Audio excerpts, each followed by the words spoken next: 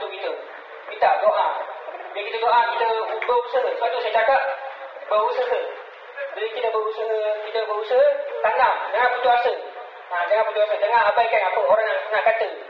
Dia contoh kita daripada pilih kan. Daripada pilih keras. Tak pandai baca kan. Jangan abaikan. Jangan abaikan apa orang nak kata. Okey, dia ni tak bagus kerja ke apa. Jangan abaikan. Kalau boleh, kuat semangat. Penting kuat semangat. Ikut nasihat daripada guru-guru. Daripada mak ayah. Daripada kawan-kawan yang support. Oh, boleh berjaya. Sebab tu, di sini kena pilih jalan kanan. Rajin. Bila kita rajin, baru kita dapat. Okey, itu saja. Okey. Last saja saya nak boleh saya tutup kan dia kita dah ada. Okey. Sebab apa saya tak lebih masa. Saya nak ikutkan itu kan. Masa yang tak bosan kan. Okey, saya tutup Okey, last saja saya berusaha tak. Bila kita berusaha baru kita akan dapat kejayaan. Jangan ikut orang punya ni apa minat. Ikut minat masing-masing.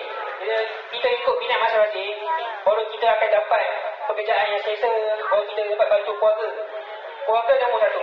Keluarga adalah nombor satu. Kalau kita bantu keluarga, baru kita dapat berkat. Sebab kita nak berkat tu. Kita nak rezeki berkat.